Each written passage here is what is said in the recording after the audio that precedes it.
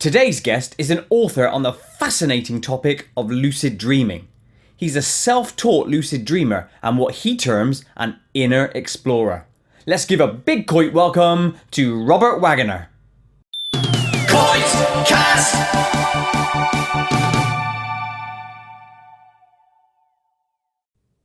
Hi Robert, welcome to KoitCast. Thanks for having me. No worries, it's a pleasure. Now, Robert, like I ask every guest when they first appear on my show, can you just give us a brief introduction to yourself? So maybe a bit about your life, and what got you to this point, essentially. Yeah, so back in 1975, when I was a junior in high school, I taught myself a simple technique to become lucidly aware in my dreams.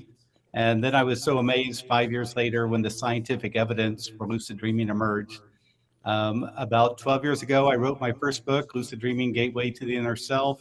That's been translated into a number of languages, and wrote a second book with Carolyn McCready, Lucid Dreaming, Plain and Simple. So I've gone all around the world giving workshops on lucid dreaming, had more than 1,000 lucid dreams, and just love the subject altogether. Excellent. Okay, so thank you for that. Can you give us an explanation of literally what it is? What is lucid dreaming? Right. So a lucid dream is any dream in which you realize within the dream that you're dreaming. The first time it happened to me was spontaneously when I was 10 or 11. I was in the public library looking at books, and all of a sudden I see this little Tyrannosaurus Rex walking through the book stacks. And even though I was 10 or 11, I thought, wait a second, dinosaurs are extinct. How can this be? And then I thought, I must be dreaming. And so that was my very first lucid dream. I didn't realize you could do anything, so I just told myself to wake up, and I woke up. But it was years later when I created this technique. So when you realize within a dream you're dreaming, that's a lucid dream. Whoa, whoa. That's a very strange introduction, though, eh? Seeing a little dinosaur popping about. Obviously, that was a random thing for you at that stage. So what is the process of being able to achieve that state? Right. So there's a lot of different induction techniques, but I do want to point out that it happens spontaneously. There's Okay. been some research by Ursula Voss in Germany of 694 German school children ages 6 to 19. And she discovered that 51% of them had already had a lucid dream. And it was like 20 some percent of the 8-year-olds had already had a lucid dream. Nobody had taught him how to do it. It just happened spontaneously. So lucid dreaming is one of those things because we really don't pay very much attention to dreams that people have just naturally. But there's lots of techniques on how to induce lucid dreams. Probably the very simplest one is just the power of suggestion. For example, tonight in my dreams, I'll be more critically aware. And when I see something strange, I'll realize I'm dreaming. So tonight in my dreams, I'll be more critically aware. And when I see something strange, I'll realize I'm dreaming. And so that means that you're setting yourself up to be more critically aware. And so when you see Tom Cruise knocking on your door delivering pizza, you just don't give him a $5 tip and send him on his way. You go, wait a second, this is too weird. This has to be a dream. So that's the beauty of lucid dreaming. It just takes a realization that, oh, this is too weird. This has to be a dream. Right. Now, I've heard from people before that once you realize you're so like wowed by it that you wake up. Is that a common occurrence? You know, for beginners, it really is. What I've discovered is that if you have too much emotion, you'll pop out of the lucid dream. So if you get too excited and you get blown away by the fact that Tom Cruise is at your front door delivering a pizza, and you want his autograph, even though you realize, hey, this is a dream and it's just a dream autograph. If you get too excited, you're going to wake up. And so my first suggestion to beginning lucid dreamers is stay calm, reduce your emotions. Tell yourself when you become lucidly aware, if you're getting too excited, just stay calm. Whatever mental message you give yourself will be immediately acted upon in this mentally reflective environment of dreaming. So if you tell yourself to stay calm, that'll help. If you look at your hands or look down at the floor, something boring, that'll help. But reducing your emotions is the first step to having longer lucid dreams. And I imagine that's a tough thing to actually get through to people to actually do, because it would be that wow factor. Whoa, I'm doing it. Yeah, yeah. So it takes a while.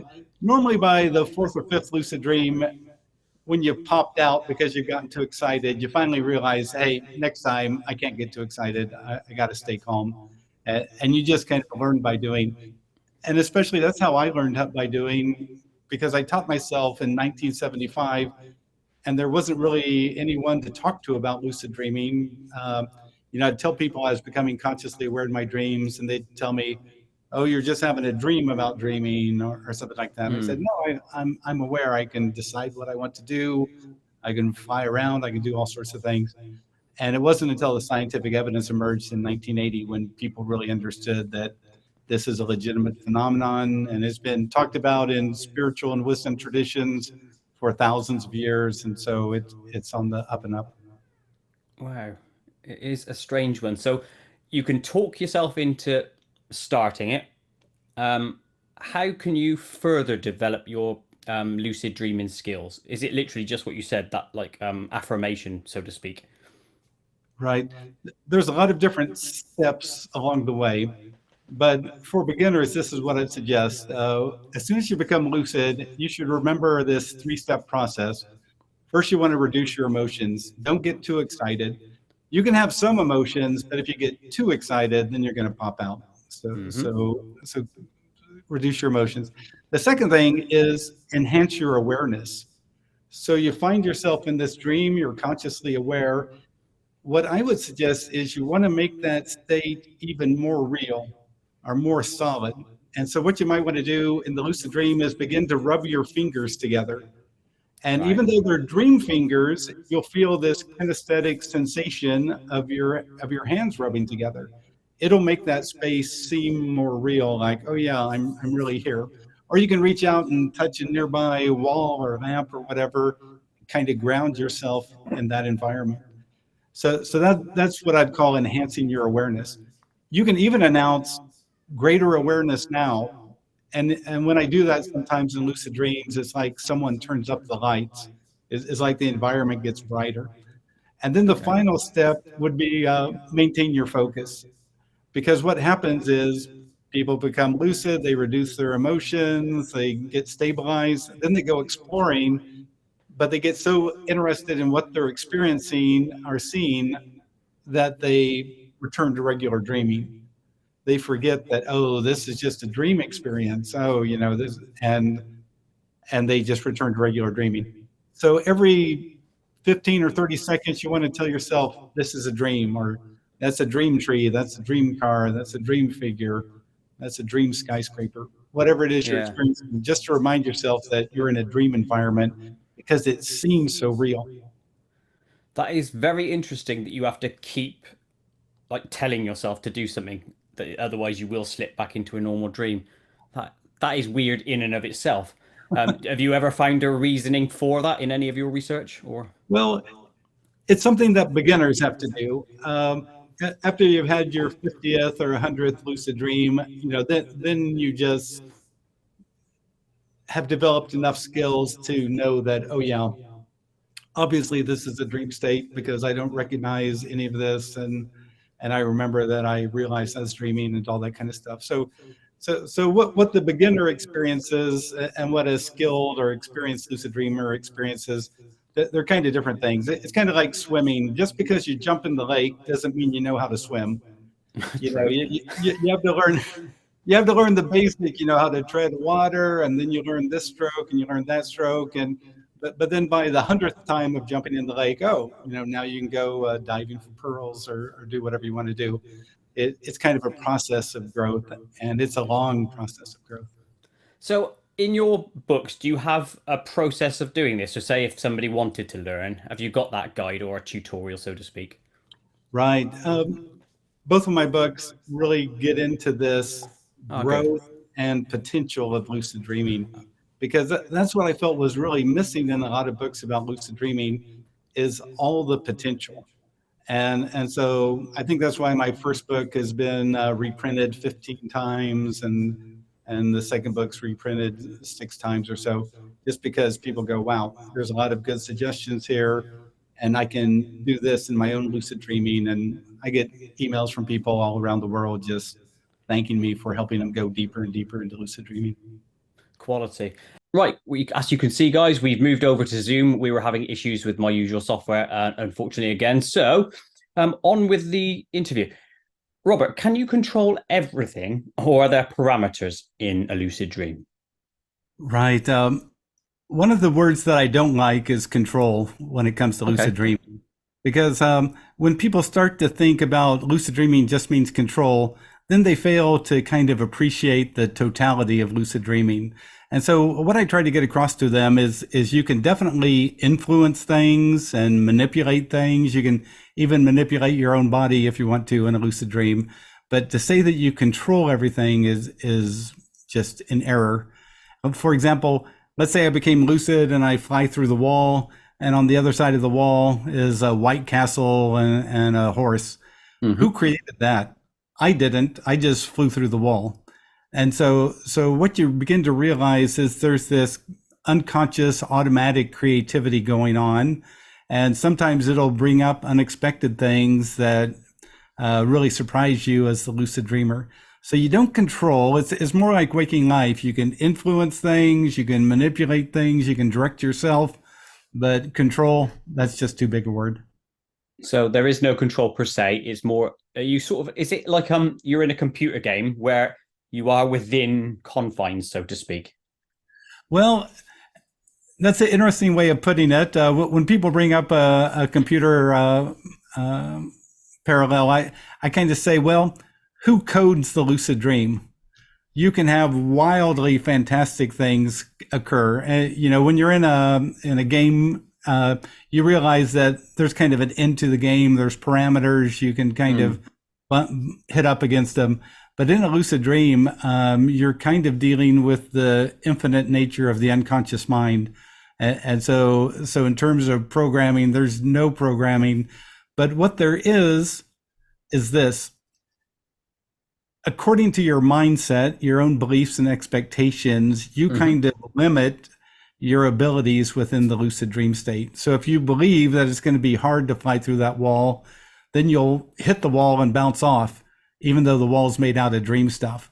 And so this lucid dream is going to reflect your own beliefs, expectation, focus, intent.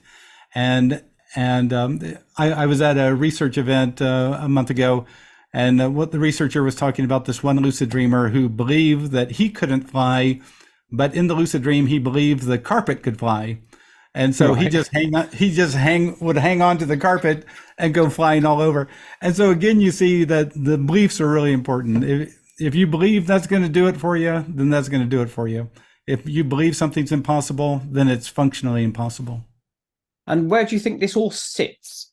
Is it the conscious level or subconscious? Where do you think it all takes place? It's that's an interesting question. In some ways, I would say that when you become lucidly aware, you're actually kind of beginning to interact consciously with the unconscious mind or your larger awareness. In fact, one reason I call my first book Lucid Dreaming: Gateway to the Inner Self is that I realized after 10 years of lucid dreaming that you could stop in a lucid dream, ignore the dream figures, and just shout out a question, and then the dream would respond, sometimes with a voice, sometimes it would show you a response in symbolic terms or whatever. And that's when I began to realize, there's actually an inner awareness within lucid dreams that can respond to questions and requests. Can you give me an example of one of those questions you shouted out, if it's not too personal? Well, what I suggest for people who are beginning with this, just become lucidly aware and announce, hey, dream, show me something important for me to see. Show me something important for me to see. And then oftentimes the entire lucid dream will change, or one small thing or change, but normally it'll be something important. Like, for example, I was home one time over the holidays and ran into my niece, And I asked her, have you ever had any lucid dreams? At the time, she was like 20 years old. Hmm. And she said, oh, yeah, I've had a 10 or 15, but they don't mean anything. And I said, what do you mean they don't mean anything? What do you do in your lucid dreams? She says, oh, if I'm in a bad part of town, I'll paint up the buildings and bring in flowers and stuff. So she was kind of like a lucid dream designer. So I told her, look, I go, look, if you want to see if lucid dreams have meaning, then this is what I want you to do. Next time you become lucidly aware, just stop whatever you're doing and just announce, hey, dream, show me something important for me to see. So it was about a month later, I get an email from her. She said that she was in Kansas City being chased by a lion. She ran behind a rock, and all of a sudden the lion was flying over the rock to get her. And she thought, wait a second, lions don't run free in Kansas City. This is a dream. And so she became lucid. She pointed at the lion, says, don't you dare. And it just kind of froze in space. And then she shouted out, hey, dream, show me something important for me to see. And she said, suddenly this blue hallway appeared. And at the end of it was a little white-haired lady. And so she walks down there and she meets the little woman, white-haired woman, and it's her great-grandmother who passed away when she was like 3 or 4 years old.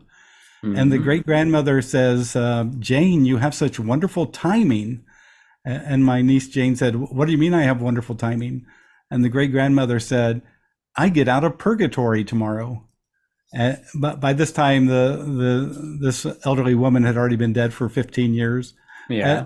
And so Jane had to ask me, now, what's this purgatory thing? And, I said, oh, some religions think that after you die, you have to kind of atone for various things and kind of get in a holding box for a while till you work it out.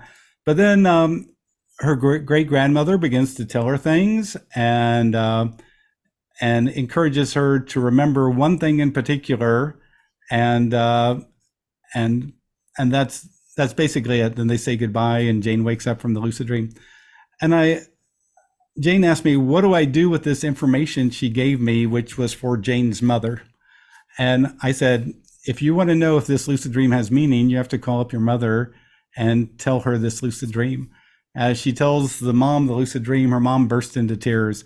Her mom said the grandmother brought up the happiest moments in her childhood. And this was, of course, all outside of the knowledge of my niece. She's gone away. So then I asked her, why was this important for you? Because you asked to see something important. And she said that ever since she was a little kid, she wondered what happens to you when you die. And she said this was really a fundamentally important issue that she'd think about all the time. And so she says that when this occurred, she understood that that's why she was seeing this, because this was an important issue for her to realize that awareness goes on even after a person physically passes away. So the question here that is raised by that is lucid dreaming a contained world that we create in our brain, or is it still a world, but then somehow links up with an afterlife or anything like that, like an overlap? What do you think on that? Right. So I think it shows us how complex things are. Normally we think of dreams as our own kind of bubble world that we create, and it has nothing to do with anything. It's just our stuff projected out there. And that might be 80 or 90% of dreams. I don't know. It might be 10% of dreams. I just don't know. But in these kind of examples, like with my niece, then it suggests that we're either getting information outside of our own knowing that we can confirm when we wake up. Yeah. Or we're actually interacting with others in a non-physical state. And so it brings up some real important questions, I think. But I think what it shows us, and what I talk about in my books, is that lucid dreaming kind of showed me that we're all part of an interconnected oneness, that even though it seems like there's all these separate bubbles or separate individuals, that in the greater sense, it's an interconnected oneness. Yeah, and I'm running across that quite a lot in all the interviews I've done on the, if you will, paranormal sphere. I know technically, could we argue lucid dreaming is or isn't? They're all saying that same sort of thing, that everything is linked. It's all, we don't know how yet, but everything is a one thing. It's Right, mind right. blowing. Yeah. It is kind of mind blowing. And I think it also shows the amazing depth of lucid dreaming. For 2,000 years now, Buddhists have taught Buddhist dream yoga, which basically is learning how to become lucidly aware and then marrying it with the philosophy of Buddhism to try out various things to kind of learn Buddhist principles within the dream state. And they say that Buddhist dream yoga is one of the six paths to enlightenment, according to Naropa. But lucid dreaming has also been a practice for 1,000 years in Sufism and the mystical branch of Islam. It's practiced in esoteric groups in Taoism, in shamanic native traditions. It's been practiced for many thousands of years. But I think most all of them would agree that lucid dreaming begins to show us that there's more going on than just this physical world and the waking experience. When you think about it, every night we spend about 2 hours in dreaming. And so basically that means by the time you're 24, you've already spent 2 entire years in the dream state. And by the time you're 48, you've spent 4 entire years in the dream state. And so when you think about it in those terms, if you went to a foreign country for 4 years, you'd probably know the language, the culture, the customs, the politics, and all that. But after 4 years of being in the dream state, what do most people know about dreaming? And the answer is virtually nothing. Yeah, because they don't remember it. They don't remember it. They don't focus on it. The culture kind of devalues it, and all. And so because of that, dreaming and especially lucid dreaming, where you can begin to consciously explore and experiment, it's kind of the blue ocean out there in terms of the psyche. It kind of shows us a new way of understanding, how the unconscious mind helps create our own personal experience out there by virtue of beliefs and expectations and all that. So it's really interesting that lucid dreaming hasn't gotten more attention than it has. No, I agree. I think there's a huge world on the inside, probably more so there is on the outside. That's what it seems like from what I'm hearing from everyone. With lucid dreaming, the two parts to this question. One, is it more prevalent for people to experience it of a certain type? I.e., this is just throwing it out as an example, but let's just say an autistic person, as an example. Are they more prevalent to it or not? So let's probably go back. Let's go out to the wider population. Is there a certain type of person that is more likely to lucid dream? Let's start with that one.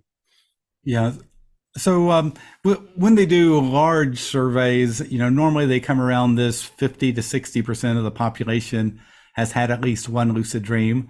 And then when they look at that group, then about 25% of that group has what they call frequent lucid dreams, or they become lucidly aware at least once a month.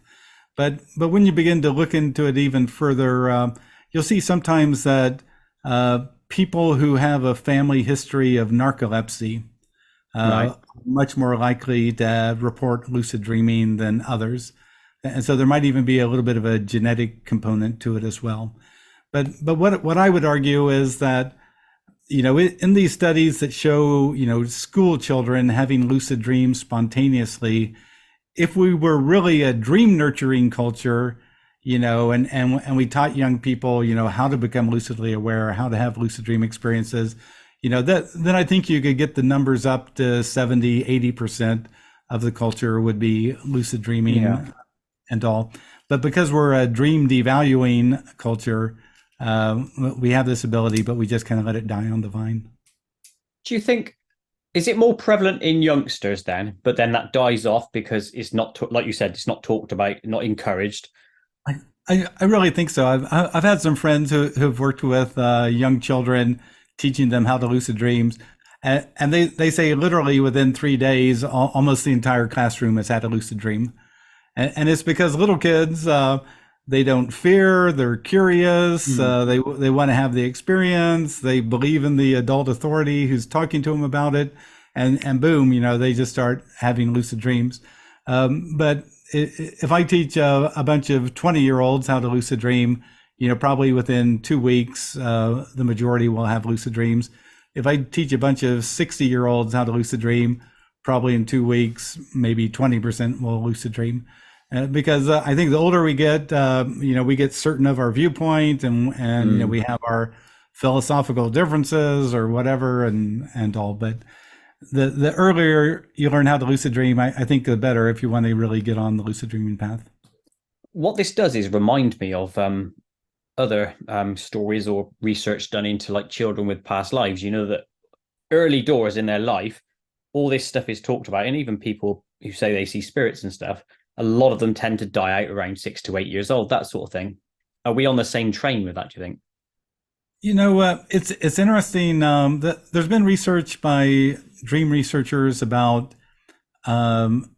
gender in dreaming. All right. And it's normally around that same time, 6 or 8, when people or youngsters begin reporting dreaming of themselves as the gender they are. Up until that time, you're a young little kid and guy, you dream of yourself as a girl, or you're a girl and you dream of yourself as a young boy or whatever. But about around 6 or 8, then it has to kind of get solidified. And I think that's kind of when the ego begins to assert itself and kind of, now we're going to limit your viewpoint. But also along with the ego coming along, you like you're talking about past life memories or something. Well, now the ego wants you to focus on this life and not remember that other life when you were an airplane pilot, in World War II or whatever. It wants you just to focus on this. So it is kind of interesting seeing these young children bring up experiences, especially when they provide information and knowledge outside of their knowing and their parents knowing. I mean, they literally have to go into the historic records and they realize, oh yeah, there was a guy who crashed on that mountain in that kind of airplane, at that time, and had a co-pilot and the whole thing, and can collaborate exactly their story. So the beautiful thing about lucid dreaming, though, is that there are a number of occasions where people do that kind of collaboration as well. And normally it's in interacting with deceased loved ones. Because oftentimes you become lucid when you see someone who's passed away. You go, wait a second, how can grandma be here? She died 10 years ago. And then you realize, oh, this is a dream. That's how she can be here. And then when you go over and have a conversation, you might discover that she's just a symbol, a projection of your mind, and unable to respond to questions. But a lot of times you go over there and you can ask questions and then get responses. And sometimes you'll get information outside of your knowing, which you can confirm upon waking. All interesting stuff. Now, the second part of my question from what we were talking about a moment ago was, in lucid dreaming, you're conscious. That's part of the dreaming. Right. Does that mean you are more likely to remember that dream when you wake up as opposed to a standard dream? Normally that's the case. Yeah, because you can begin to do things and influence things, and normally they are more memorable. But I have had occasions, especially in my early years, I became lucid. I was lucid for 3 or 4 or 5 minutes, began exploring, and then I just returned to regular dreaming and did not remember it in the morning. And then maybe 20 minutes later, taking a shower, all of a sudden the dream memory would come back to me and I realized, oh, I was actually lucid there for about 3 minutes. So it is possible to forget a lucid dream is the moral of the story. But for the most part, I would say they're a little bit more memorable and a little bit more easy to bring back into conscious awareness. Is there I can say the word physical, which is almost a nonsense really, but is there a difference in the clarity or something like that between a lucid and a standard dream? In some respects, yes. And so what happens, and neurophysiologists have shown this when they do brain scans of people who are lucid dreaming,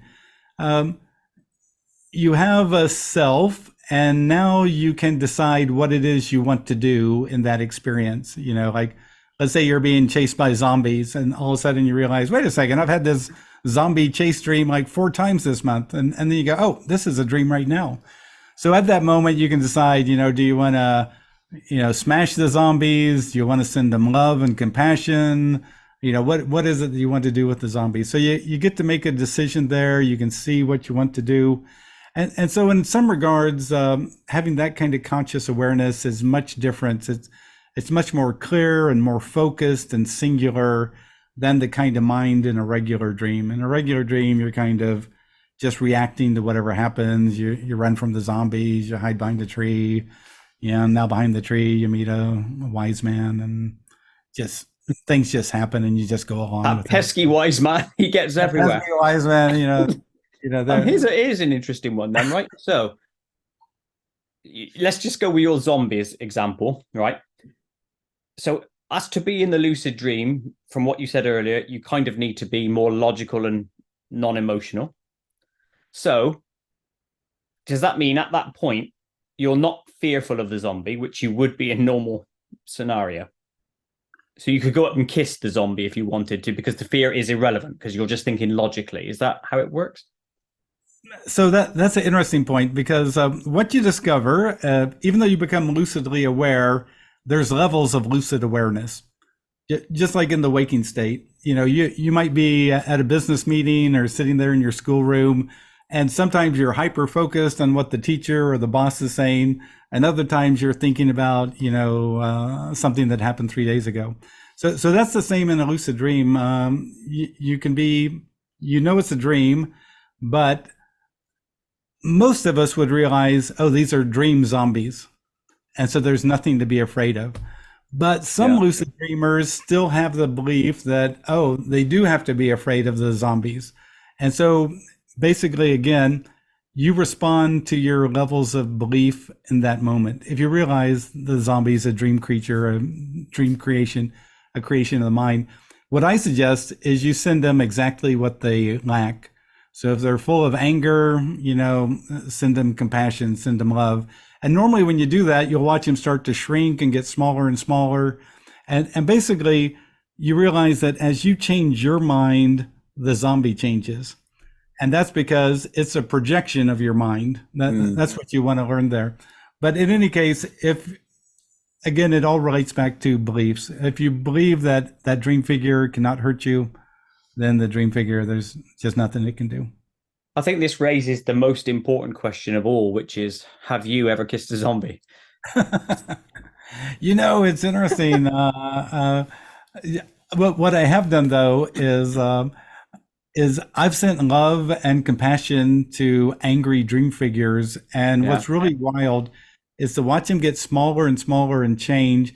And then if you totally accept them from your heart, all of a sudden they'll burst into light, and the light comes back into you. And it's a weird thing to realize that when you accept a projection, when you totally accept it, then you basically obliterate the projection, and all that energy returns to you.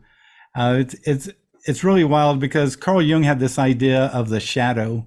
The shadow was the denied, ignored, repressed parts of the self, and normally it was behind you in the shadow's position. It's chasing you and trying to get your attention at all. But in a lucid dream, when you turn and face the shadow, and when you send it love, compassion, or whatever it's lacking, this has happened to a lot of lucid dreamers. Once it's totally accepted, it returns into being light, and normally the light comes back into the lucid dreamer. It's a really transformational process. So what do you think that is? Do you think that is us not attacking our own demons, but confronting them and dealing with issues? Is that what it ultimately is? It's in a way, it's what Carl Jung called individuation. It's kind of reintegrating with that projected out there energy. All your here's how it happened to me one time. Okay. I found myself in a farmhouse in the southern United States. And there's the farm wife making beans on the stove over there. And then she comes and puts beans on my plate. And all of a sudden I look around and I think, what am I doing in a farmhouse in the South? And this is all too strange. And I realize, oh, this is a dream. But at this moment, I can feel this energy behind me. And so I know in my mind that, Carl Jung talked about the shadow's position was oftentimes behind you. And so I turn around and it's this smiling young woman, and I pick her up, put her right in front of me, and I ask her, "Who are you? Who are you?" And she replies, "I am a discarded aspect of yourself." And I think, whoa, what do I do with a discarded aspect of myself? And so I think, if she's discarded, then she wants to be accepted. So I just begin to accept her, and as I accept her, she begins to get smaller and smaller until I just totally accept her from my heart. And then she bursts into light, and this light energy comes right into my body. And I got such a jolt. I woke up. The strange thing was this. In the morning, I woke up and I knew energetically I was different. And then it was a week later, I realized every day since that dream, that lucid dream, I've been having this idea that I should try to write that book on lucid dreaming, the project I discarded a year ago. Interesting. I got into 30, 30, 40, 50 pages. So once I reintegrated with that energy, then suddenly I had the capacity to write my first book and go forward with it. So sometimes, oftentimes we think of the shadow as really nasty stuff, but sometimes it's just all the energy you put into some creative project and got blocked by. You couldn't succeed at it. And so now it's still there behind you and wants to be reintegrated. It's just waiting for the moment. So in theory, a person lucid dreaming could have a shed load of these things dotted all about because, you've started loads of creative projects or whatever. Yeah. And you've yet to achieve them. Yeah, exactly. It's really fascinating. I was given a talk in Seattle one time, and this guy comes up and he says, "Your second book saved my life." And I go, "Oh, well, thanks. That's very nice." And then his wife comes up, and his wife says, "No, really, your second book saved his life." And I go, "Okay, tell me the story, because I wouldn't normally think of it as a life-saving book." What this young guy told me, so he's probably 40 years old. He told me that he grew up in a really dysfunctional family. There's arguments. I think there's alcoholism. There's just a lot of dysfunctional stuff going on. Sure. And so because of that, he had nightmares all the time. And as a little kid, he learned how to become lucidly aware, just basically to run away from the nightmare figures, just to outwit them. And so he said he's reading my second book, and he's realizing that, oh, you mean instead of fighting the dream figures or running away, I could send it love and compassion and change the dynamic. And so he said, this guy had an engineering degree and worked for an engineering firm. He said in all of his lucid dreams after that, he began to send love and compassion to every dream figure, especially the antagonistic ones. And he said suddenly his relationships at work began to change. His relationships with his larger family suddenly spontaneously changed. He said the number of nightmares he began to have just basically, fell to zero. He said just this practice of interacting with dream figures with love and compassion and understanding, he said it transformed his waking life too, even though he wasn't even telling people what he was doing. He was just doing this inside and dreaming. So again, it shows that getting these issues resolved in the inner realms actually affects the outer realms, even without you doing anything other than the inner work. Yeah, well, it's the whole confronting your own demons, addressing fears or whatever, and then you're naturally going to feel lighter, aren't you, when you're in the waking life? Right. But even then, the surprising thing is you feel different, but in this guy's case, his family related to him in a totally different way. He said suddenly his family, instead of arguing and fighting all the time, now they began talking about spiritual matters and the importance of love and stuff. And he said he could barely believe that this was his family, because he'd grown up with 30 or 40 years of just abuse and all sorts of dysfunction. So anyway, it's really amazing. You have that own personal change, but when you see your outer world transform, then you realize something more is going on. I have a question here regarding that example. So this chap who self-healed, so to speak, yeah, and then his externalities were also changed. Did he tell them this is what he was doing? Because if he didn't, then that tells you that there is that link somewhere. Yeah, he didn't tell him. I mean, if you grow up in an abusive family, you just don't tell them what you're doing, because then they'll just heap scorn and abuse on you, and so you just keep it to yourself. He said it just happened spontaneously. I've also had some people use some other dream processes I've developed to resolve emotional issues, and I'll tell them, you have to do this every night for a month, and then they'll report that within 2 weeks, their outer life is beginning to change. People are saying, "Oh, I never realized how funny you were. Oh, I never realized this. I never realized that," and relationships get resolved all by doing dream suggestions before you go to sleep to resolve these issues. I think this is a fascinating topic, and if it's that easy and it's open to everyone, there's no money to pay, is there? Essentially, you can do it all yourself. Why aren't we all doing it, like you said earlier? Yeah, again, we live in a culture that devalues dreaming. It's interesting here in the history of the United States. There's the Native American tribes on the East Coast, and I remember there was the one group around the current state of Delaware, and they asked them how they chose the chief, and they told them the way they chose the chief wasn't by voting; it was by who they dreamt should be the next chief. And so they would get all the dreams of the tribe together, and who they dreamt was to be the next chief became the next chief. And so instead of having a democracy, they had a dreamocracy, because That's a good word. They believed in the value of dreaming to kind of show them the way forward. And, it again just shows a cultural way of valuing dreams. If you're in a culture that values dreams, then you can do that kind of stuff. And normally you value dreams because you're connected with them enough to see their importance in bringing forth creativity and bringing forth new ideas and resolving issues, and sometimes giving you information outside of space and time that's helpful, to prepare for future things.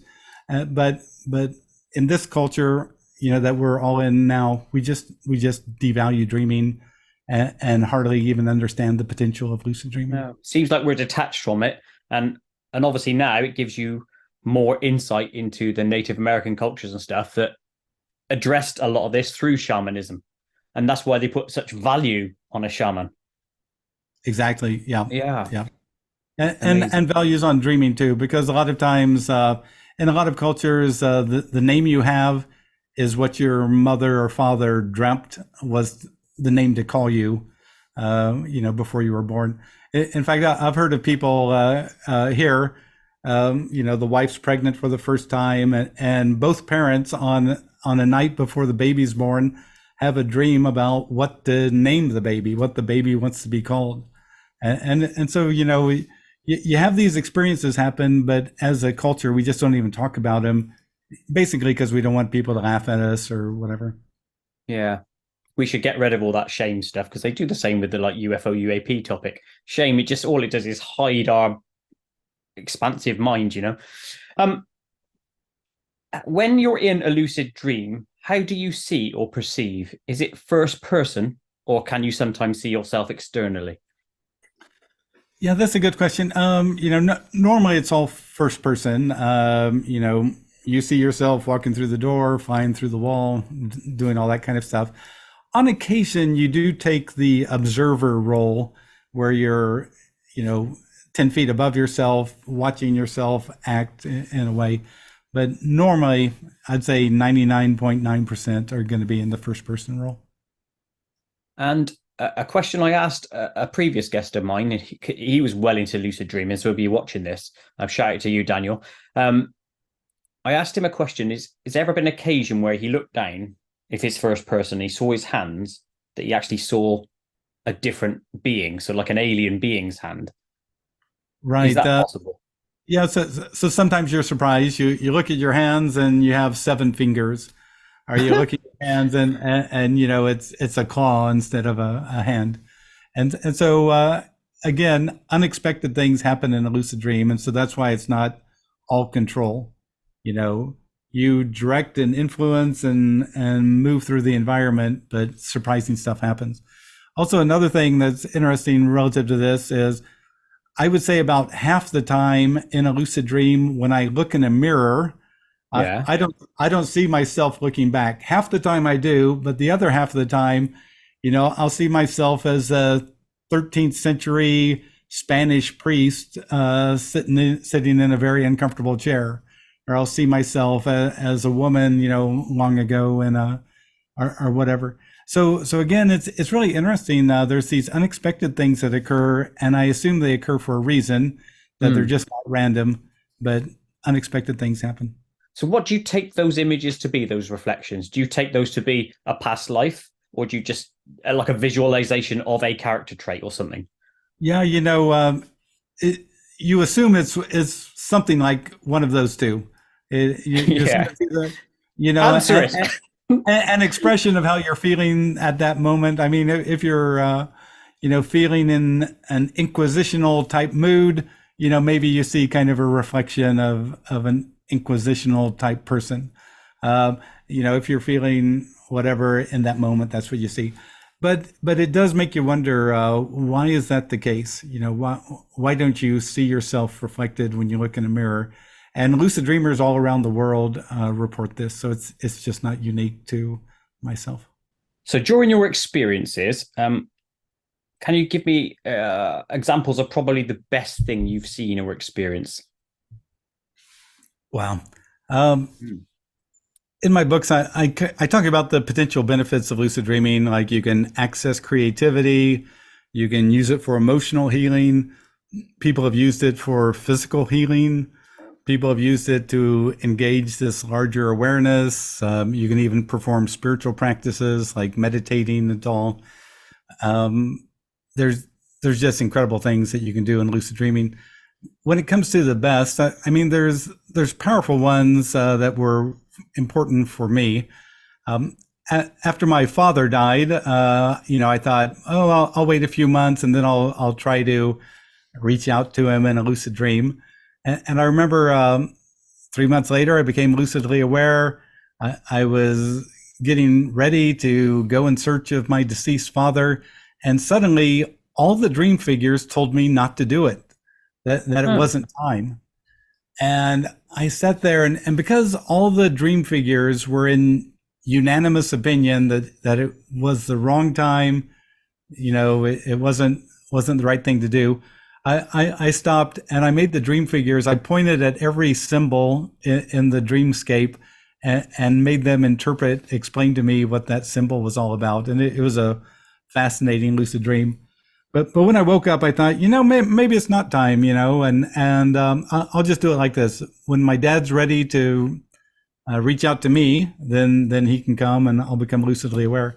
So it was like 3 months or 3 years later. It was about 3 years after he passed. I see this ladder, and coming down the ladder is my dad. Mm-hmm. And I immediately become lucid because I think, oh, dad died 3 years ago. But then it was kind of funny. The first thing I noticed, he had a bad haircut. And I thought, this poor guy can't even get a good haircut in the after death state. I mean, this is kind of pathetic in a way, And so then I thought, well, wait a second. Is this my dad as a projection of my thinking, of my energy, as a dream symbol? Or is this my dad in the after death state? And so he comes down, we greet each other. And I said, Dad, you're from the land of the dead. When do you think mom's going to pass away? And he says, oh, probably in 2 to 6 years. I say, of what? He says, a heart condition, which really surprised me because my mom had never had any heart troubles. And then I asked him one more question and he responded. And then he told me, please be quiet so I can tell you things. And so I began to listen, and it was really interesting. One thing he told me, he goes, your new sister-in-law, he goes, you do not understand her life and what she's been through, so it's not for you to judge her now. And I thought, whoa, that was really wild because, I have to admit that in the back of my mind, I was kind of judgmental. I didn't understand why she acted the way she did. And he just basically told me flat out, you don't understand what she's been through, and so stop judging her. And then he went and told me some things that he basically indicated were important to know about the family and some things that were going to come down the road. And so anyway, the lucid dream comes to an end, and I wake up and begin to write it down. It was 23 months later, almost 2 years later, my mom went to the hospital and almost died of a heart condition. And then it was like 3 years after that, she went back to the hospital and almost died again, this time because she has taken a medication that they discovered was actually harming her heart. Oh, whoa. But she made it through that 2 to 6 year period. But it's kind of interesting. He said that she would probably die in 2 to 6 years and probably of a heart condition. But it was interesting, when you have these kind of personal moments of having lucid dream information validated, that came from a deceased loved one. I think those are the powerful ones. Those are the ones that stick to you. I've had tons of lucid dreams that have blown my mind, but those are kind of the powerful ones. I think the deceased dream figure ones. Yeah, like the deep and meaningfuls are always better than just the random visuals. On that basis, though, what random visual has really impressed you? You go, whoa, that is amazing. Is there anything like that? Right. So what happened to me is it took me about 6 or 7 years to understand that a lucid dream was kind of something where your beliefs, expectation, your focus, and intent helped you achieve what you wanted to achieve in a lucid dream. By flipping your beliefs. If you believe that you got to swim through this environment to fly, then you'll spend your whole bloody time, swimming through the dream air. But if you believe that, wait a second, gravity doesn't exist in a dream, then you can fly around like Superman. So you begin to learn how to change your beliefs, your expectation, your focus and intent. Then about 10 years into lucid dreaming, I realized that there is an awareness behind the dream. And not only can you ask it, hey, show me something important for me to see, but you can ask to experience concepts. I remember giving a talk in London where I brought this up and I said, look, if you want to have a spiritual lucid dream, stop at a lucid dream and just announce, hey, dream, let me experience unconditional love, and then see what happens. And I come back to London 6 months later. A woman in the audience stands up and says that she heard me bring this up 6 months earlier. She did it in a lucid dream. She said the resulting experience was so profound, she never knew how deep unconditional love could be. She said that when she woke up from the lucid dream, she said she cried tears of joy for 15 minutes, just how powerful, that experience could be. So again, you can really take this really deep.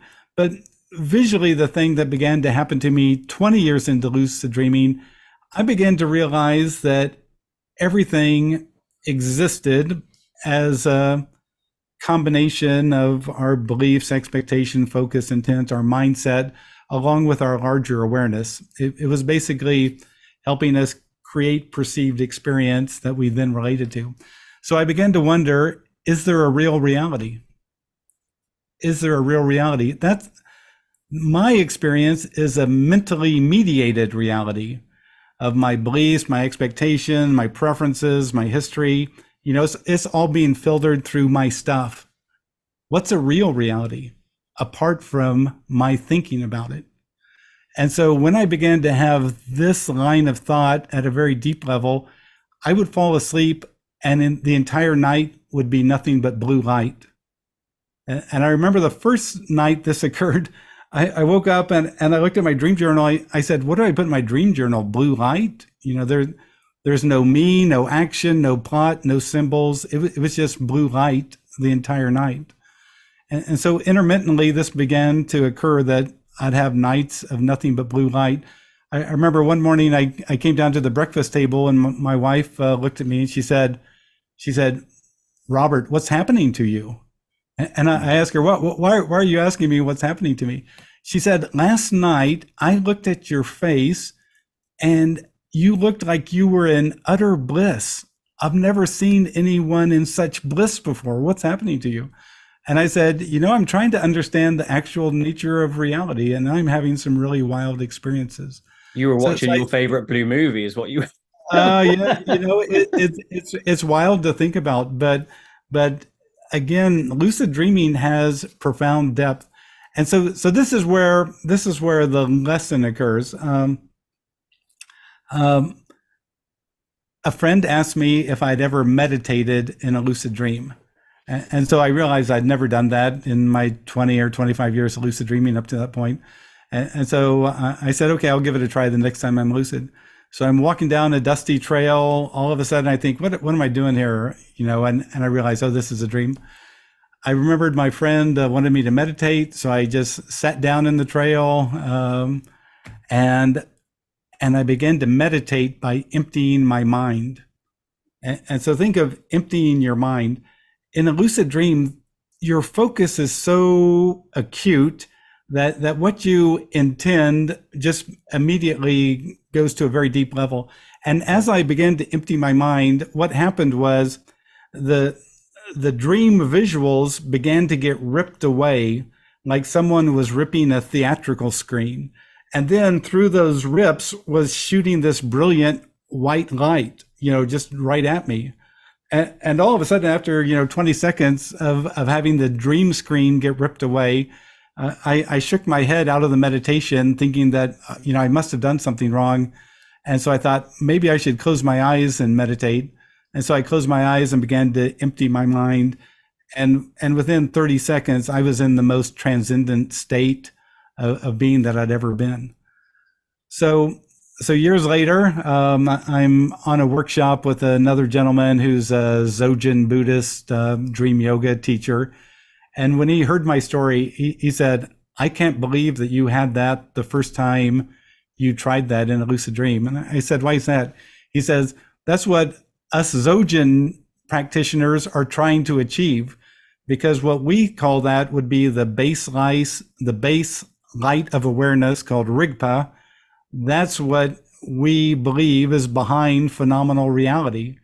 And for you to begin to empty your mind and meditate and have the dream images just get ripped away and brilliant light come through, he says, I can't believe you were able to achieve that. So that's another interesting visual, because what it seems to show, if I have it correct, is the mind creates and projects imagery. And when you empty the mind, then you're getting back to what you might call base reality, real reality that's not involved in this kind of Maya creating. And that's what Maya means, is creative transformation. It doesn't mean illusion or fantasy. It means creating something from something else, using mental energy to create imagery and all. So again, this can get to some really profound experiences, and that's why I think lucid dreaming is so important. Definitely. So what do you think that light state was? What do you think that is? Nirvana, or where we all the source? What do you think it is? What you come to see is what you'd basically call the energetic base of awareness as light. You begin to see that we live in a realm of things and objects and personalities and identities and all that kind of stuff. But when you strip it all away, fundamentally, there's this energetic base of light, and it also might, in other, you might flip it over and it's sound on the other side or whatever. It does remind me of one of my online classes. I had a young woman who was a chemistry student from Australia attend. And so I asked her, what are you doing in this 30-day class? What do you want to achieve? And she says, I think she said, I want to use lucid dreaming to understand what it's like to be an electron. And I said, what? She says, I want to experience the reality of an electron in a lucid dream. And I go, okay, I'm going to help you. But my first suggestion, let go of every assumption and thinking and thought that you've projected onto an electron's experience.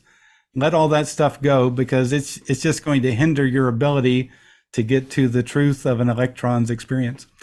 Anyway, it took her 5 lucid dreams of trying before she felt like she finally got to that state where she could let go of all her preconceptions and just let the honest experience happen.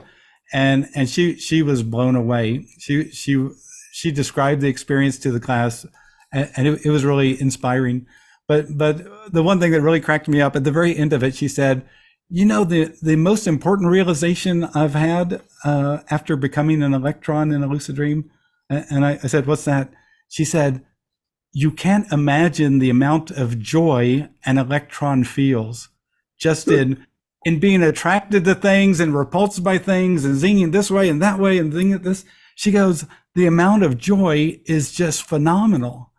And I was like, whoa, you know, in this environment right now, you know, we're probably looking at a billion electrons behind me here.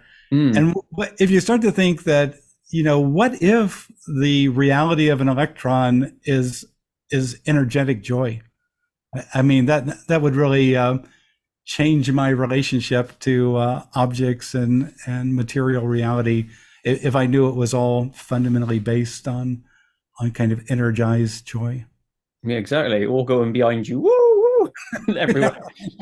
The thing you said about meditating within the lucid dream, right? So ultimately you're saying when your mind was thinking about things, it was creating, right? So let's take that back to this reality that we're in now. Is that the same?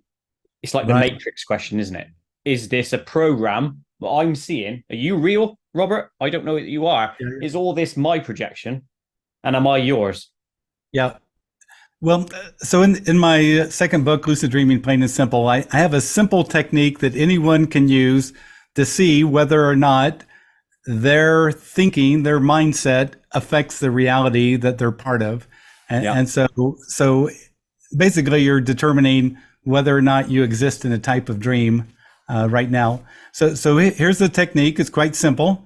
All you have to do is think about yourself and call forth a neutral belief. So let's say you're neutral about how funny you are. You don't really think of yourself as being funny. You don't think of yourself as being unfunny. You're just kind of there in the neutral zone. You really don't even think about it because you have such a neutral feeling about how funny you are. Yeah. So then what I want people to do is for 10 times a day for 1 minute, start to imagine and think how funny they are. You know, just imagine, oh, I'm the funniest person in town. There's never been anyone funnier than me. This is the most, funniest I've ever been. And just run with it. In your mind, just supersize your belief in how funny you are. Don't tell anyone you're doing this. Don't share it with anybody. And you do this day after day after day. And then by day 4 or 5, you're at the store, at the checkout lane, and you say something totally innocuous. And everyone burst out screaming with laughter. And you're thinking in your head, that wasn't even funny. Why are people laughing? You'll go at somewhere else at the office and just say something very matter of fact, and everyone will scream with laughter again. And you begin to realize that without you saying anything, without you telling anybody what you're doing, the world is reflecting back to you your new energized belief. Well, anyway, I brought this to one of my 30-day workshops, and a woman in her 50s decided that she was going to supersize how attractive she was. Yeah. And she said, after 4 days of doing this practice, she said this guy in his 30s asked her for her phone number. She said no one had asked her for her phone number in 25 years. And she was blown away because she was wearing a torn T-shirt and hadn't done up her hair and wasn't wearing any makeup or anything. She said the practice was so powerful that it actually scared her. So she stopped immediately. So what was that influence in self-belief? Is that all that is? No, what I think it is this. I think that actually, just like in the dream state, we project mental energy out there and then we relate to it, that actually the same thing is happening in the waking state. That if we begin to supersize a neutral belief about something, about the quality of our hair, all of a sudden people start saying, "Boy, what wonderful hair you have. Are you using a new shampoo?" And you'll think, no, nobody in their right mind had asked me that, in 40 years, and now that I've supersized my belief in the beauty of my hair, people are asking me about my hair. You begin to see that even without saying anything, and even without giving any kind of subtle body posture clues or anything, that actually we're projectors. We're projectors of mental energy, whether waking dreaming or lucid dreaming. So, does that answer the question that this is all a projection, do you think? I know it's impossible for you to say, but so what it says is that, from what I see, that we live within a co-created experience of not only our own mindset, our conscious mindset and beliefs and expectations, but also coupled with our, what I would call our larger awareness. That there's more to it than just a solipsistic viewpoint that, oh, I create all this. That's not the reality of the situation. It's more involved in that. It's another mind bender, this one. You can't, once you start thinking of it, you can't cope with it. I don't know why, but there you are. Obviously you've explained what's the best thing you've experienced. Has there been any things that have like scared you or made you question reality or dreaming or anything like that? Well, although we don't want to put any power on negativity, but is there anything? Sometimes you have experiences that are so powerful. For example, if I want to experience something that will probably be just a mind blower in a lucid dream, what I'll do is this: I'll stop and stabilize the lucid dream, and then now I'll announce that I want to have a certain experience, but only for 1 minute. And then it's like, boom, I'm totally in this otherworldly, just incredibly powerful experience. And then after 1 minute, boom, I pop back to a normal lucid dream. And because I've realized sometimes, in some of these, like one time in a lucid dream, I announced, "Now let me experience the energy of the universe." And it's like the dream popped open and this brilliant light was just like gushing into me, like someone had opened up the fire hydrant of light. And it was just it was so powerful. It was almost painful, and after a while I had to say, time out, stop, and then the lucid dream, slows down the experience and shuts it down. So anyway,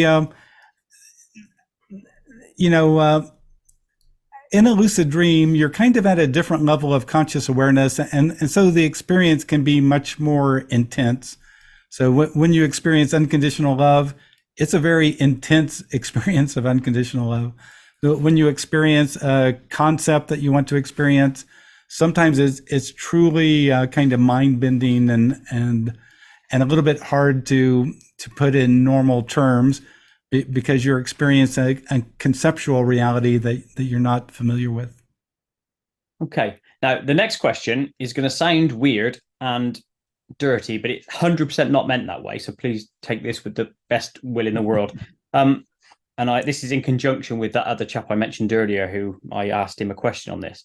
And my question to him on that was, when you go into a lucid dream, obviously you're a man, and if you're attracted to females, is that the sort of world that you can entertain? And if you're a woman attracted to a man, you could entertain that. And then he took it a step further and said, is a tendency towards sexual activity natural when in a lucid dream? Because we're taking that sort of like instinct from this life into it. Right. So the way I put it in my second book, oftentimes when you become lucidly aware, you engage the energy of your own mental reality or your mental atmosphere. And so if during the day, you spend a couple of hours a day, fantasizing about, some romantic encounter or seductive encounter, I'll tell you, you've built up a lot of energy And when you become lucidly aware, that energy is going to be there. And there's a 80% chance that if you want, you'll go in that direction and have a romantic encounter. And, the problematic thing is that if you're not careful, you can every lucid dream just goes that same route. Just, Yeah. you just follow that instinctual energy and have a romantic encounter. And often those romantic encounters can be quite satisfying and amazing and quite true to life. But normally by time 100 or time 200, you finally realize, I've done this before. Maybe I should move on and explore lucid dreaming at a deeper level. Cool. Thank you for that one. I know that was a weird question, but I needed to know the answer. Right. Is there any direct connection between sleep paralysis and lucid dreaming? How is it related at all to OBEs or even NDEs? Is it all linked? Right. So sleep paralysis, for people who haven't had the experience, what happens, you feel like you've wakened in bed and your body feels paralyzed, but you feel totally aware. And oftentimes you feel like you have your eyes open and you're laying there. Now, sometimes you feel like there's a heavy weight on your chest and, it's hard to breathe. Sometimes if you begin to let your mind go in a fearful way, then all of a sudden, there's a burglar in the room or there's aliens looking through the window and all that kind of stuff. But normally what happens again, your mind gets reflected out there and then you experience where your head is going. If you're going towards fear, you're going to have fearful reflections. Now, a lot of times, even though I think people feel like they're awake, they're actually not awake. They're still in a type of hallucinogenic experience or dream type experience. My friend Ryan Hurd said you can move from sleep paralysis into a lucid dream by doing a technique that he does, which is just in that sleep paralysis experience, just imagine that you're flying over a nearby lake. Just imagine you're flying over a nearby lake.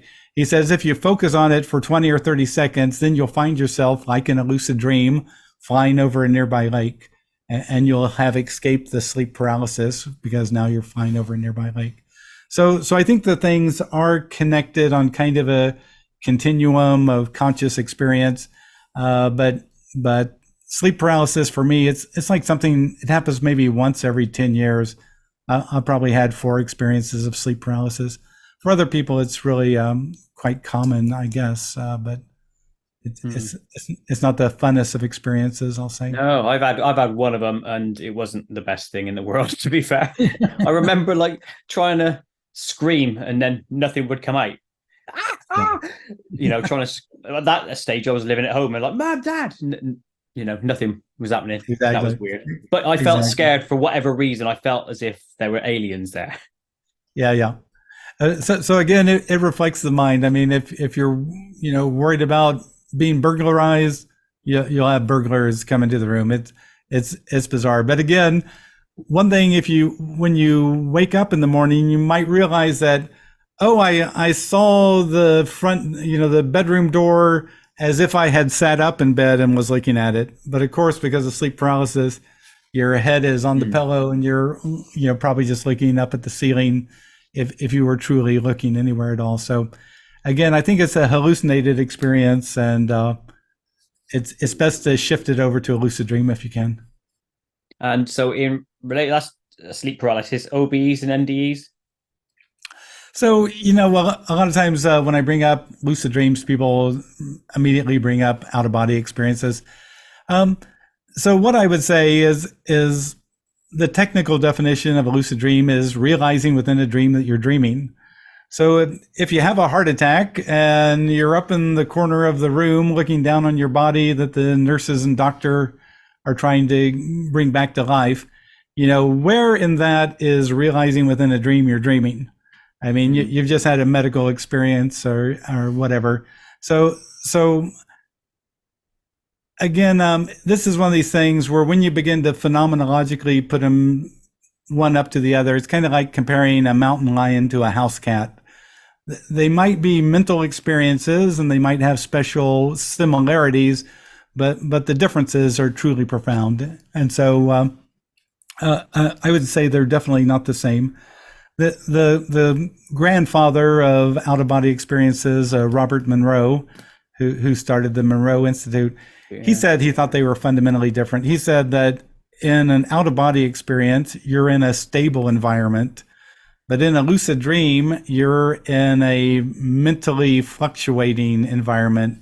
So, like if you look at the time and it's 12:32. And then you look away, then you turn back, and now it's 17:53. And why did that change occurred? Your mind changed. And so, in a lucid dream, it's mentally mediated, and out of body experiences he thought were dimensionally stable. And that's why they, by contrast, seem incredibly stable. Cool. So they're similar things, but not the same thing. Yeah. Are there any connections between the chemical DMT and the lucid dreaming state? So, this is outside of my personal experience. Some people have told me about DMT. One thing I would say, most lucid dreams are natural, organic occurrences. When you take chemical substances, basically, you just kind of consciously jump into a raging river of, whatever energy. Mm-hmm. And so I can't really think of DMT, of course, is a unique experience.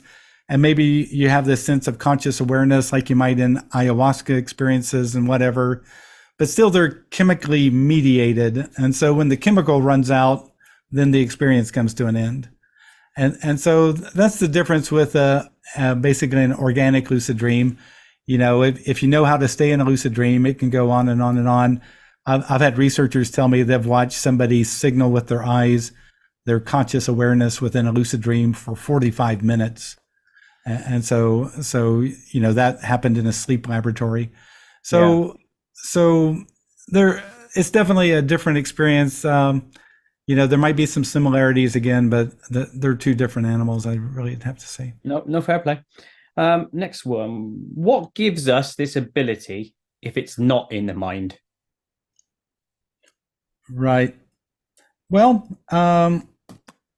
lucid dreaming seems a natural experience. It spontaneously happens to kids as young as 6 years old, according to the school children survey that Ursula Voss conducted in Germany. So I think it's a natural adjunct, but again, our lack of experience and understanding of dreaming is the problematic thing here. I think dreaming actually shows us much more about the actual nature of reality, but because we're disconnected from dreaming, we're kind of clueless when it comes to the actual nature of things. Yeah, not fair play. I just turned the light on then. I forgot I didn't have that on. What learnings have you made from the whole lucid dreaming experience? And you don't have to give away any answers or conclusions from your books if you don't want to. Yeah. You know what? One thing that I shared in the second book is a lucid living technique. So when I take observations and knowings from the lucid state and bring them into the waking state, I call it lucid living. So here was my situation. About 10 years ago, every August and September, I'd have horrible hay fever. Apparently there's so much pollen in the air, my sinuses would swell up. I could barely sleep at night. I'd cough all the time. It was just a nightmare. I began to dread, hay fever season in August and September. But then by virtue of lucid dreaming, I saw that my beliefs were important and my expectations would normally, if I could change those, I could change my reality. So I decided to fix my hay fever in the waking state. And it was a simple 3-step process based on lucid dreaming. First, I noticed my mind whenever I began to think about hay fever or fear hay fever in August and September. So first I noticed it. I became mindfully aware. Then the second thing, I told myself, no, not this year. So I stopped the thought process. And then here's the most important thing, the third step. I told my unconscious what I wanted to experience. And I would say, no, not this year. This year, I'll breathe easily and naturally. So no, not this year. This year, I'll breathe easily and naturally. Yeah. So you have to tell your unconscious where you want to go. That first year of doing that, every time I think about hay fever, I think, well, nope, not this year. This year I breathe easily and naturally. First year, 70% symptom reduction. Next year, 90% reduction. Next year, 95% reduction. Now I don't even think about it because I just breathe easily and naturally. So I ended like a 20-year experience with hay fever by just redoing my mind, because I see how important and powerful my beliefs and expectations are in the lucid dream state. And I know that it connects the unconscious, as the foundation of our waking experience. And so I just changed what I told my mind, and it resulted in a profound change in my waking experience. That is amazing, because I've got hay fever, and yes, I know the suffering that you have gone through. Weirdly enough, I've actually solved my hay fever through a keto diet, which actually Really? almost resolved it. Yeah, but it came back partially this year because I started eating a few bits of carbs here and there. But I might try your way, definitely. It was really profound. I mean, it made a dramatic difference, so much that now I don't even think about it. I don't, sure, is there pollen? Sure, pollen exists, but I breathe easily and naturally. I just want the experience to go away. I don't want to fight science. I don't want to fight, this, that, doctors and all that other kind of stuff. I just want to tell my mind what I want to experience, and I breathe easily and naturally. So that learning there just tells you again that our unconscious or subconscious, whatever you want to call it, really can have a massive impact right now, here and now. Right, exactly. Reality. Milton Erickson was this famous hypnotherapist, and he had a quote: "The unconscious is always listening." And so, 10 times a day, if I was fearing, August and September, or getting sucked in by the TV commercial about hay fever is coming, take this medicine, get prepared.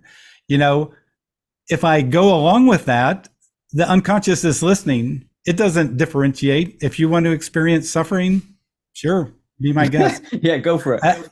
But when you begin to tell it, no, not this year. This year, I breathe easily and naturally. Then you've told it where you want to go, and suddenly that's where you go. But a lot of the problem with a lot of the new age thinking and all is just denying experience. Oh, I don't want to experience that.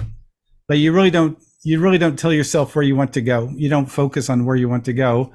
And just saying no isn't enough. You have to say, no, I'm not doing that any longer.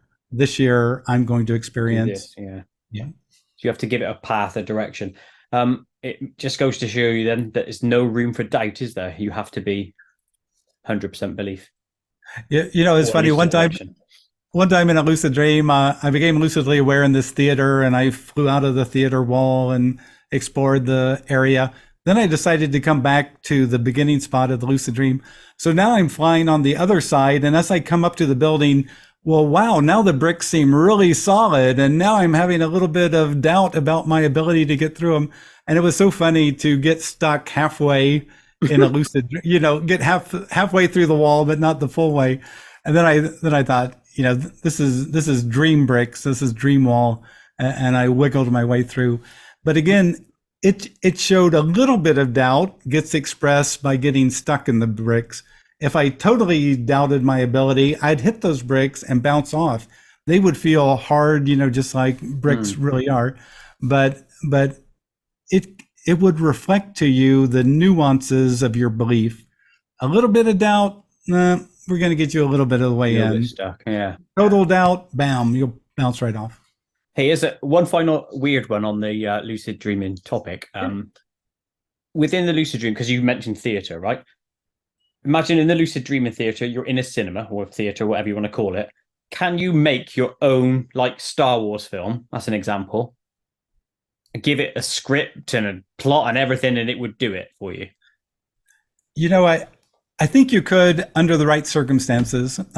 It's interesting sometimes in the newer generation of lucid dreamers, sometimes if they're having a lucid dream and they don't like how something has gone, they'll put out their hand and then they'll start to rewind 3 minutes earlier in the lucid dream and go a different direction.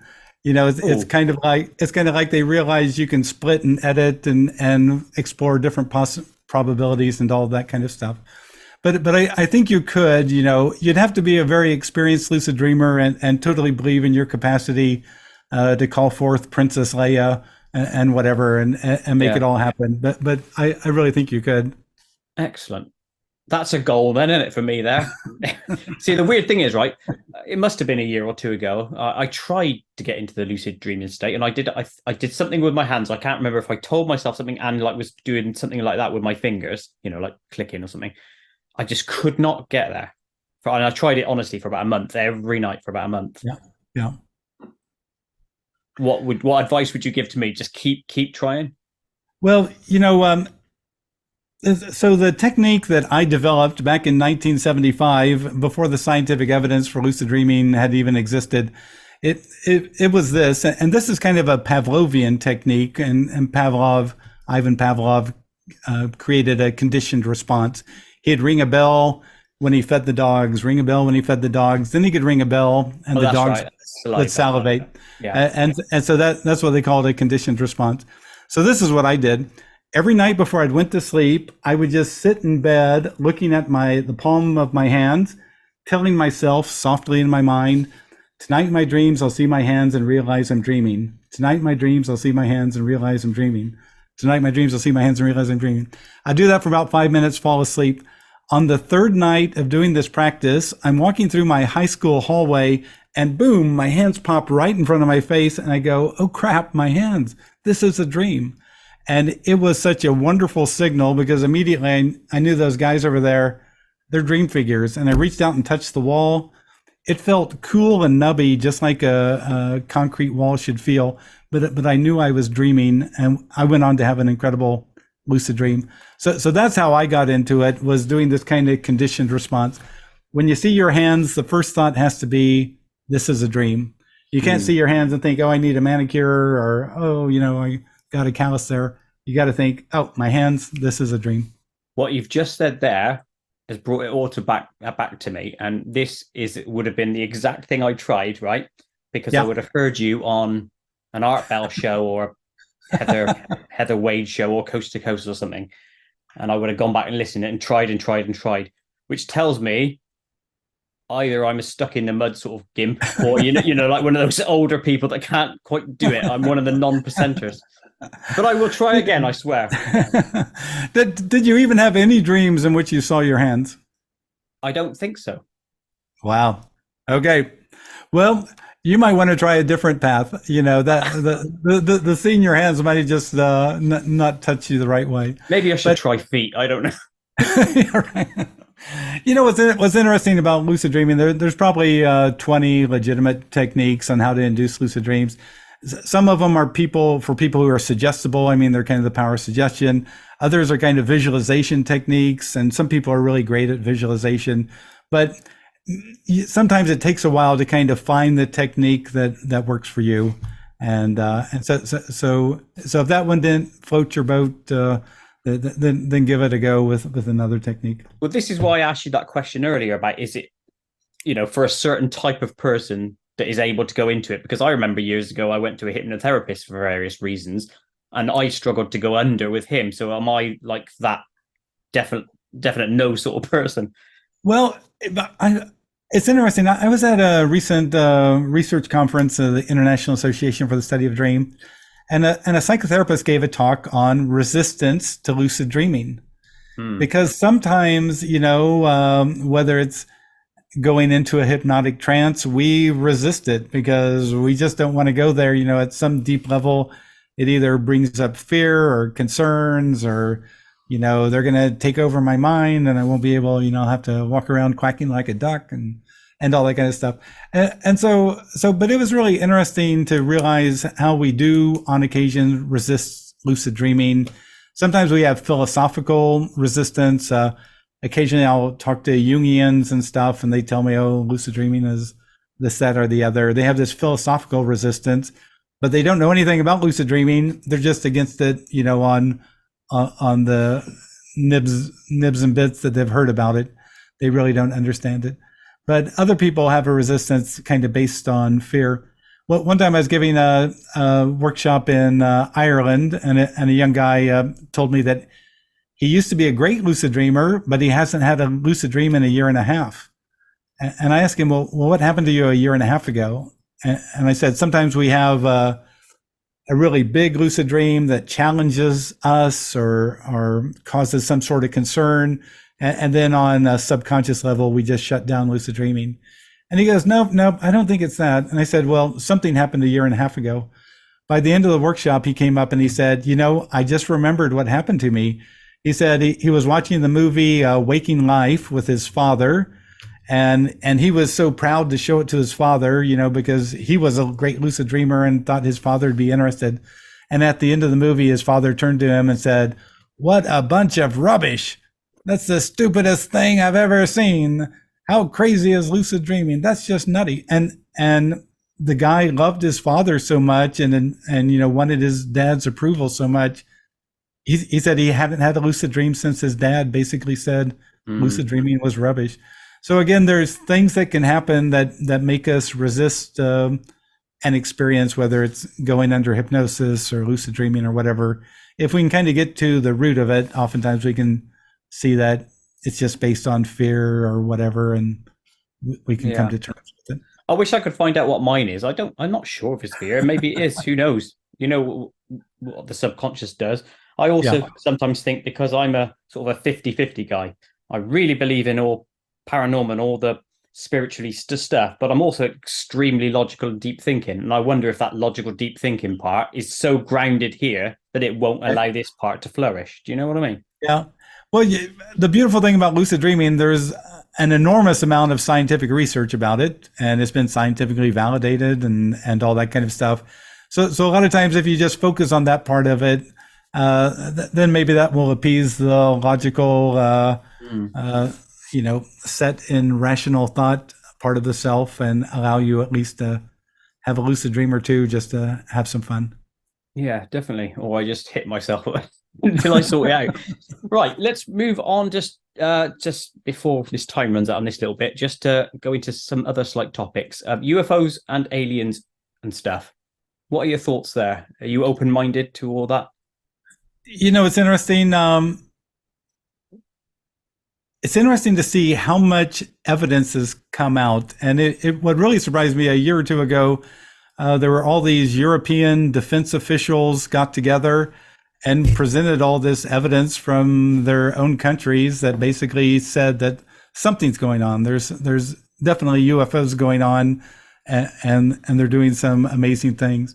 So one thing that I think, though, about it is that what might be going on is dimensional cracks in dimensionality, that something comes from a different dimension, flits around our dimension and disappears.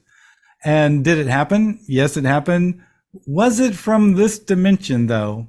Maybe not. Maybe it was a dimensional break, because oftentimes these objects, they defy our law of physics and do things that are just totally, completely impossible in this realm. But in another dimension, that might be, just par for the course. Yeah. So it's a really fascinating area. This whole alien thing, it's really fascinating. Definitely fascinating. I also find it interesting that the global consciousness was always, they are little green men from another planet. They were little green men from another star system or whatever. And then now it's a sort of like a global consciousness. We're all saying exactly what you're saying, which is, are they already here just in a different dimension? Are they coming through portals, Right. It's interesting to go in that way. Yeah, it does change your one's thinking about things. Especially as modern physics begins to introduce the topic of different dimensions and all that kind of thing, then that allows some really strange stuff to occur. And why we don't see it all the time or find it all the time is, well, it's not part of this dimension's typical experience. Do you also believe in the global consciousness as a thing? You know, going deeper into lucid dreaming made me basically come face to face that we exist within an interconnected oneness, that awareness exists in a kind of pure form and kind of puffs up this perceived reality that we then are engaged in. And so I think, on a surface level, we seem interconnected. What happens in India, affects, what happens, the weather in Japan or whatever. But at a profound level, underneath the phenomenal reality, I think at an energy level, there's a oneness that where everything can be said to be totally interconnected.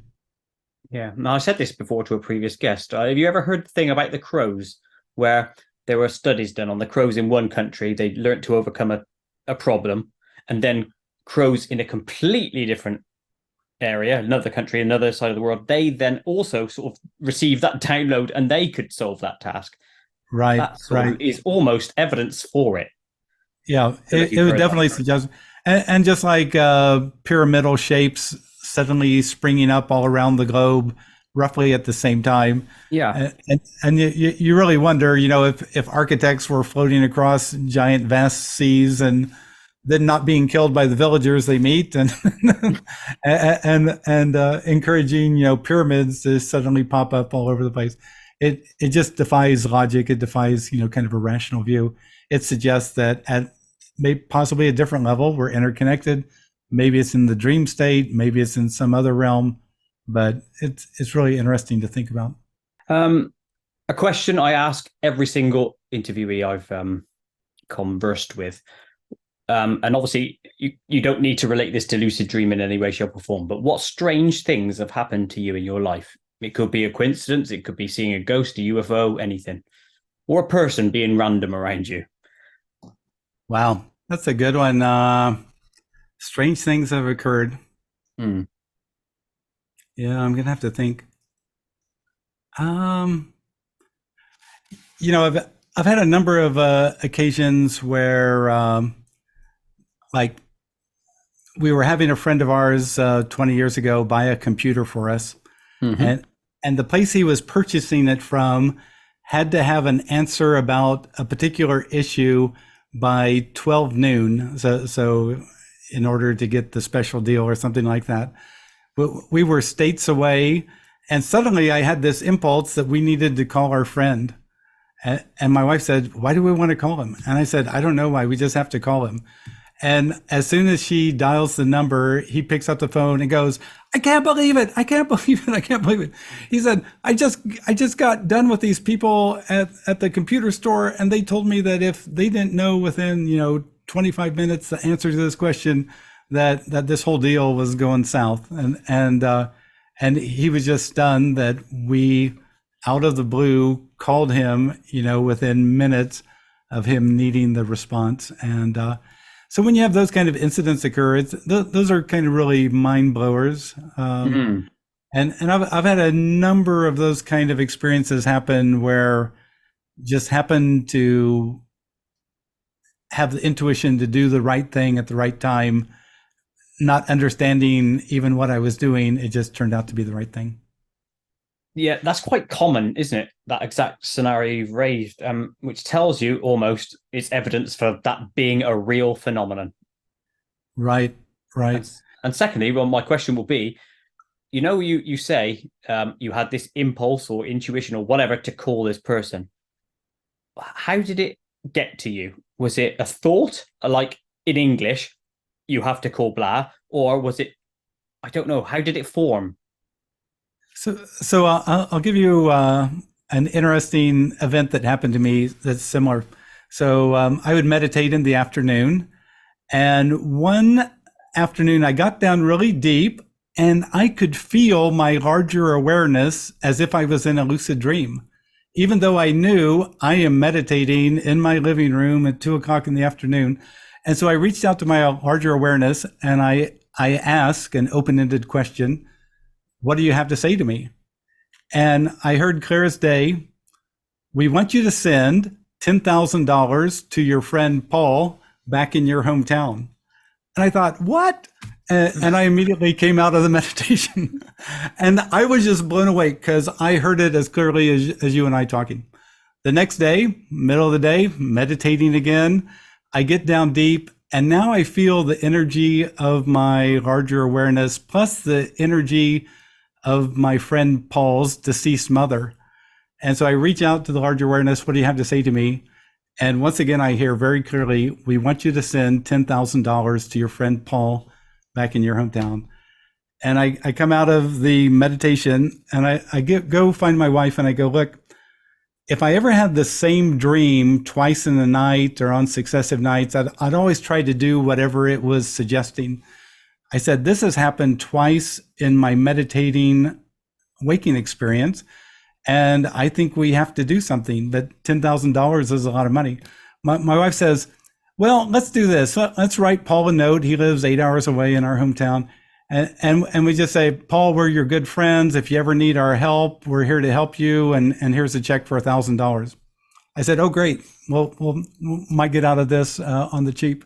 And anyway, we put that in the mail. And 4 days later, the phone rings. This is my friend Paul. At first, I can't even understand what he's saying. He's so emotional. But he told me, he said that the weekend earlier, he had gone to his mom's gravesite and yelled at it that if somebody didn't help him, he was going to kill himself. And I say, Paul, what's going on? He said, you don't know this, but a few months ago, my elderly father fell in the bathroom, broke his hip. And now he's in a nursing home where they say they're going to teach him how to walk again, but I can tell they'll never teach him how to walk again. And he'll just die in that stupid nursing home. He said, I want $10,000 to build a handicap accessible bathroom in my home here. And I'm going to have my dad come live with me. And the state government will give 40 hours of nursing care a week. Yeah. And I go, Paul, you really want to do that? And he goes, I have to do it. It's killing me seeing my dad like this. So we sent him the money. He had the handicapped bathroom facility built onto his house. His dad lived with him for 6.5 years. It was the most incredible thing. But again, it never would have occurred to me, except it was kind of like a waking lucid dream. And I heard it just like you and I are talking right now. Again, it didn't force me to do it. I mean, that's the difference between a psychotic break, voices telling somebody, to hurt that person or whatever. It just giving you guidance or a choice sort of thing. Yeah, it just said, here's something you should do if you want. And I went ahead and did it. And then I realized that it was truly connected to something outside of my knowing, but made a profound effect on my friend's life. I imagine it would put a profound piece of whatever in your mind as well. That is such a shocking but also pleasing story, isn't it? Right. And I think it also illustrates something about lucid dreaming. And so imagine you're a meditator in waking life, but you begin to meditate in lucid dreams. And within a minute, you are at such a deep level, you're blown away. So what people discover, what lucid dreamers discover, is if you meditate 5 or 6 times in a lucid dream, then suddenly your meditation ability in the waking state is now profoundly changed. What used to take you 20 minutes to get to, now you're getting there in 3 or 4 minutes. And so I think possibly my theory here is that interacting with my larger awareness so much in the lucid dream state is why now sometimes I have these intuitions that are so spot on, is because I'm used to an inner awareness that has a larger framework of understanding. And when I stop focusing on waking reality so much and kind of pay attention to inner guidance, inner intuitions, and run with them, then sometimes I'm totally blown away by the accuracy and all. But it's because practicing in lucid dreaming has made it easier in the waking state. Yeah, so you've opened that door wider, and therefore more information. You're more open to the information coming to you.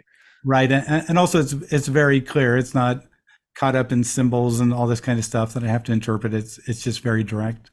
See, earlier when you were telling me that story about the money, I thought you got the name right, but you got the location wrong. So I thought it was me you were referring to, but I think he needed it more than me. Oh, that's a funny thing. So one time in a lucid dream, I was interacting with a woman, and she told me that she was another lucid dreamer living in Russia. And I said, "Oh, really?" And so we go on and we're having this conversation, and she goes, "Could you send a letter to me?" And I go, "Sure. What's your name?" And she said, "Oh, it's Natasha. Yeah, yeah, yeah, yeah." And I said, "Okay, where do you live?" "I live at yeah, yeah, yeah, yeah, yeah, yeah, yeah." I mean, she was giving Russian words that, there was no way that an English speaker with me was. Our conversation was all in English until she had to give me the Russian words of where she lived and the city she was. Then they were in Russian, and I had no idea of how to contact her then.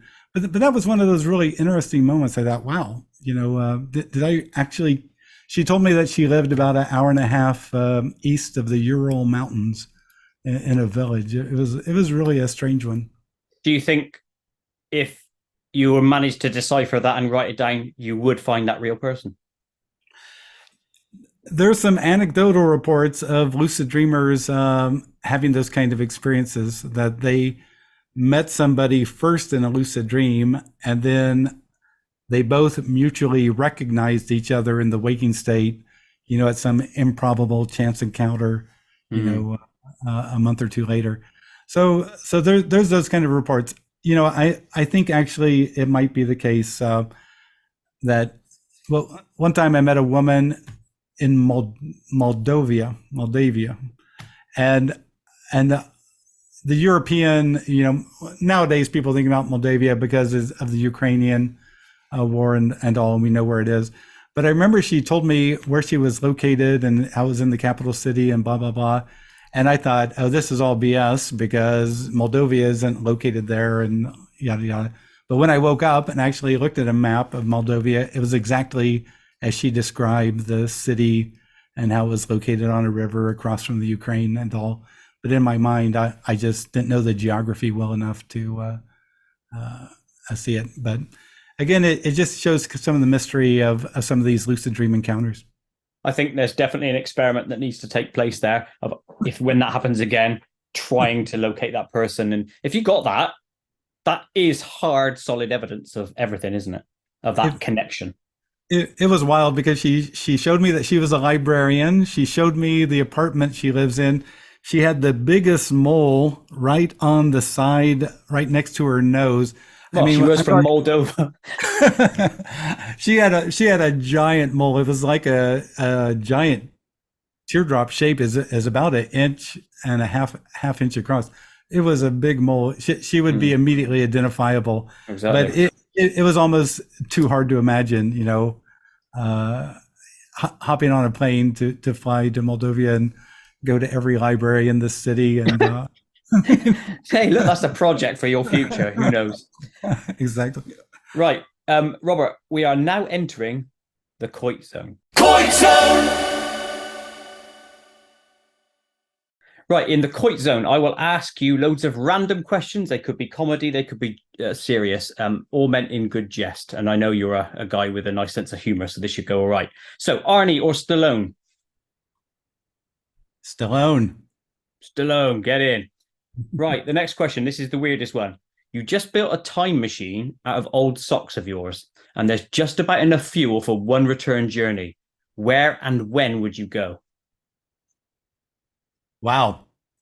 I would go to old socks, by the way. Just what it is. I was really focusing on the sock. I thought, anyway, Japan 1,000 years ago. Why? Because I have these Japanese figures show up in my dreams and lucid dreams, and they'll show me some ancient things. Oh, like all samurai and stuff, is it? No, not samurai stuff. It's more shamanic stuff from 1,000 years ago. Interesting. I would have never expected that answer, so I like it for that reason. Water, fizzy or still? Fizzy. Whoa! That is completely wrong. But that's fine. What impressions can you do, if any? I can't really. I'm not good at impressions. You know, I would try to give a British language impression, but mostly people would gawk and laugh at me. So, I think they're also hard to do on the spot. If someone just says, yeah. do one, you kind of need to be in the headspace, don't it? That's what I always right, think. right. Sorry, everyone. That's okay. This is a strange one. Pick an object from your background that we can see in the camera and tell us the story of it. Dum dum dum dum dum. Oh, you know, we have the Tasmanian devil. Excellent. And as a little kid, I just loved these cartoons. And what I found interesting, the Tasmanian devil would normally, the ground would start to stir around and then he would emerge from the ground. That's right. And sometimes in my lucid dreams, when I've called up certain figures, all of a sudden the ground of the lucid dream begins to change and up emerges the figure. So Tasmanian. That's a remnant of your early days then, you think? Yep, yeah. I think it's connected to watching all those cartoons as a young child. They were good. They were good cartoons, to be fair. Exactly. Favorite film of yours? I really like the movie The Truman Show. Really simple, but it's like the guy is having a pre-lucid dream the entire time. He knows something's goofy. He knows something's wrong, but it's not until the very end he realizes the situation that he's in, and he's pretty gobsmacked to realize that he's been filmed all those years. He's part of a created experience. How very apt for you to choose that one. It is so you, isn't it? And your topic of interest. Yeah, I just love that film. Have you ever lost consciousness randomly? Once I was in a convertible MG outside of Dodge City, Kansas, if you can imagine, sitting on the back hump with two other people, and we slid off the sandy road into the ditch, and I went flying through the air, headed towards a barbed wire fence. And as time slowed down, there was some moment there where time no longer existed, and the next moment I found myself in the ditch, pretty scratched up, as it turns out. That is amazing, because I've had a similar experience in a car crash, not the barbed wire bit or the sand, but I completely agree with you that time slows down and there's almost like a complete different state of awareness. You're looking, what the hell? Exactly. That is weird. It showed me the psychological nature of time. Time can really slow down. I mean, where every just teeny tiny fraction of a second, you can have such incredible comprehensions, and then boom, you're back in linear time again, and dealing with it. Yeah. Excellent. Wow. Last question in the Koit zone: nails, bite or clip? Gotta clip them. Why bite them? Why do people bite their nails? I just did it earlier by accident. It was like habit. I just love biting nails, but that's why. Okay, so we're coming out of the Koit zone. There's just a couple of questions left. What else do you like to do in your downtime? Any activities or guilty pleasures? As a young guy, it was funny. I taught myself how to sail, and just had so much fun sailing. That's a habit I should get back into doing all the time.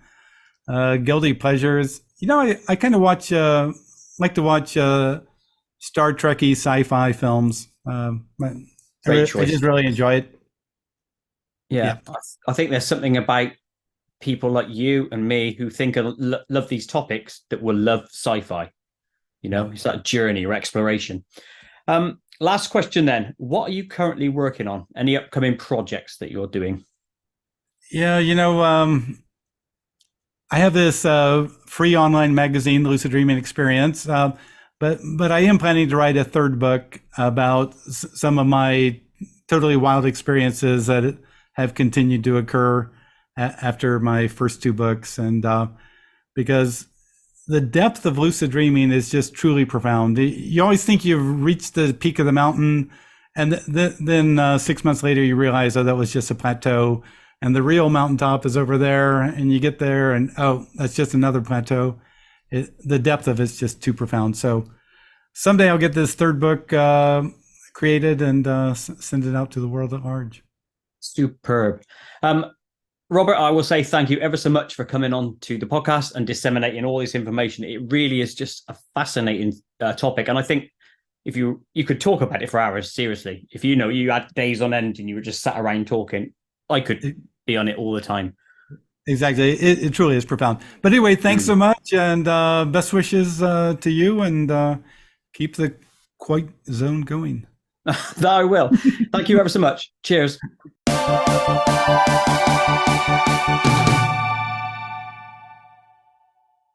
To watch other episodes of KoitCast, or indeed animations I've made, click the image top middle. Click the image top left to download some of my songs, and click the image top right to subscribe to my channel. And make sure you tick that notification bell so you never miss an upload.